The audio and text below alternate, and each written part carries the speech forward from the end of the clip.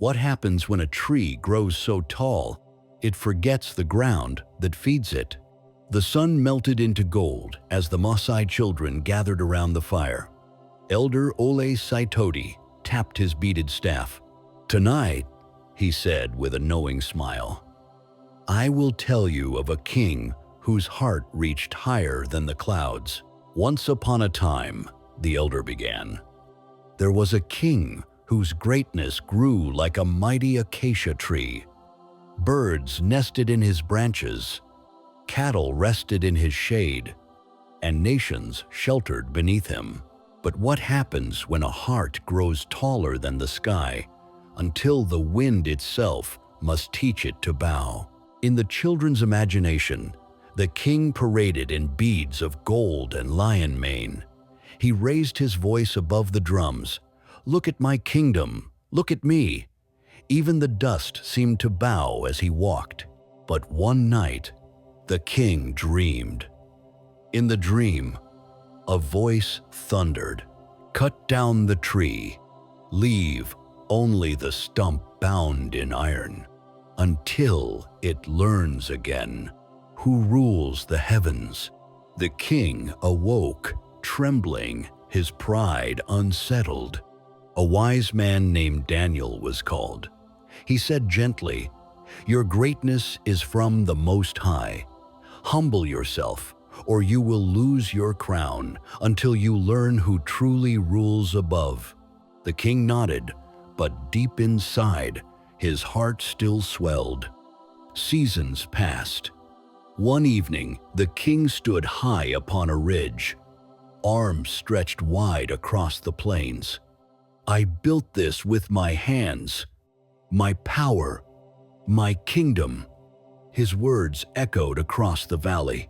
Then the skies cracked with thunder. The king's mind clouded.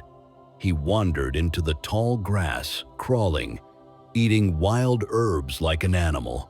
The crown on his head was gone. Only pride remained to chase him into the wild. The rains came. 1, 2, 3, 7 seasons passed. The king lived under the open sky, his hair tangled like eagle feathers, his body soaked by the dew of morning. Each day he grew quieter. Each night he grew smaller inside. At last, he lifted his eyes. "I am small," he whispered, "but the one above is great." And in that moment, his mind cleared like rain washing the dust from a drum. The king returned to his people, not taller, but truer. He thanked Daniel. He poured milk from a calabash into the hands of the poor. He listened when even the smallest child spoke. The land breathed with peace again. Back at the Meniata fire, Nazarian asked, "So, being big is fine if your heart bows?" Lamayan grinned, "Like a tree that bends for shade." Elder Saitoti laughed, tapping his staff. "Exactly, my children. Exactly." At the next festival, the warriors leapt high into the air, but they paused to lift smaller ones with them. Beadmakers placed their brightest collars around shy dancers. The village grew taller by kneeling lower. Elder Saitoti's voice deepened. This wasn't just a tale, it was a mirror, a drumbeat, a call.